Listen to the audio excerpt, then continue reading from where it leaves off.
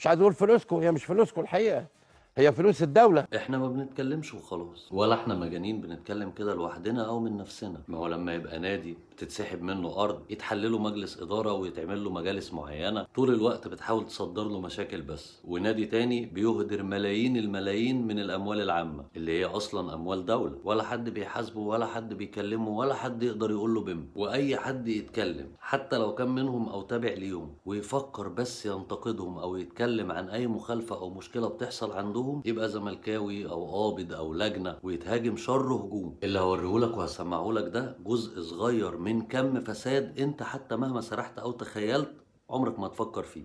الامر الثاني الحقيقه خاص بموضوع كولر. النهارده جابوا لي كده ورقتين، يعني بيقولوا انه المسؤولين في النادي الاهلي اعادوا المفاوضات مع مستر كولر علشان يحاولوا يسووا معاه الامر الخاص براتبه.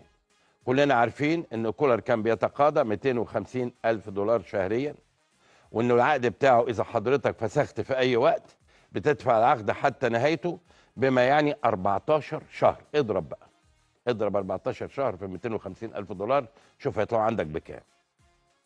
يعني بتتكلم في 3.5 مليون دولار، يعني بتتكلم في حوالي 200 مليون تقريبا جنيه مصري تقريبا، او 180 حاجه زي كده يعني. تمام. وانا اتكلمت في الموضوع ده وغيري اتكلم طبعا، لكن بقى يعني انا ما بحبش الضحك على العقول، انا ما بحبش الضحك على العقول.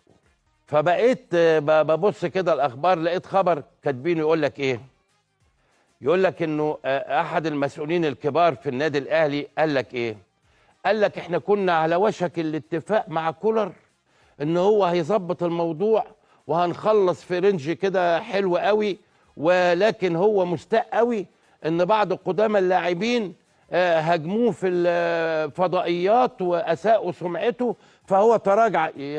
يا جماعه، يا جماعه، اذا كان اللي بيتكلم مجنون فالمستمع عاقل، اذا كان اللي بيتكلم مجنون فالمستمع عاقل. بقى كولر كان هيوافق على 3 4 شهور ويخلص ويسيب 10 شهور ولا حاجه، يسيب له 130 140 مليون، بس رجع في كلامه عشان في ناس اتكلموا في الاستوديوهات وهاجموه، فهو الراجل زعلان قوي من الحكايه دي، فقال لك لا لا ده مش هصطلح.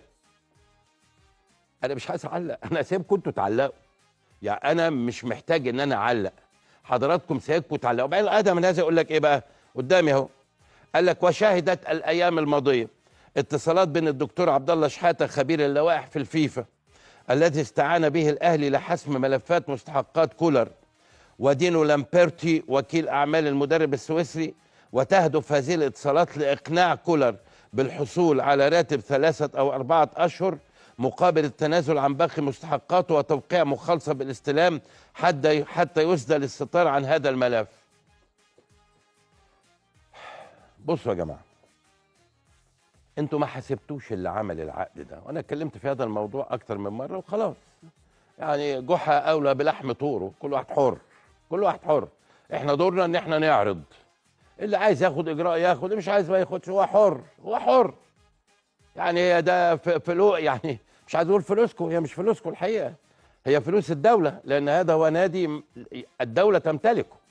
في جمعيه عموميه بس الدوله تمتلك هذه الانديه، لا هو وادي دجله ولا هو نادي خاص، ده نادي تبع الدوله، هذا هو الامر. لكن ما علينا، انتوا برضو حرين، انتوا برضو ايه، حرين. لكن لم يتحرك احد ويسال من المسؤول عن صياغه هذا العقد. قال لك خالد مرتجي هو اللي جابه واتفق معاه، بس خالد ملوش دعوه. قال لك لا اصل كان في المحامي السويسري اللي ما اعرفش اسمه ايه، ها، مونتيري، هو اللي صاغ العقد. قال لك طب مش في شؤون القانونيه؟ قال لك اصل الشؤون القانونيه اخذت من مونتيري اللي هو كتبه وحطته زي ما هي، لان المترجم بتاع المكتب اللي بيترجم الانجليزيه العربيه ما خدش باله من الحته دي. طب ومجلس الاداره اللي اعتمد الكلام ده كله؟ فبدأ أحد الأشخاص يصيغ صياغة أخرى عشان يهرب من الحوار ده كله. قال لك يا جماعة، أصل المدربين الكبار دولت ما يقبلوش ان يتحط شرط فاسخ في عقدهم. لا املك الا هذه الضحكه، لا املك الا هذه الضحكه. انا مش جايب جوارديولا يا جماعه، انا مش جايب جوارديولا. ده الراجل جاي من بيته، كان قاعد في البيت وجه، مش جايب جوارديولا يعني. طبعا هتخش تقول لي يا لجنه، رغم ان مش انا اللي قايل الكلام ولا انا جايب حاجه من عندي. وطبعا هيبقى الكابتن مدحت شلبي زملكاوي وقابض ولجنه، وهتطلعوا في كل العبر. هو الكابتن مدحت شلبي بتاع بيبو وبشير ومعلول حط الزغلول، هو. بس طبعا هو دلوقتي طلع قال كلمه حق وانتقد حاجه بتحصل في الاهلي فيها مخالفات، وهوب بقى اللجان تشتغل وتمسك الراجل تقطيع وسلخ، فيسوقوا الباقيين في الحته اللي هم عايزينها. وهكذا هي الامور في الرياضه المصريه.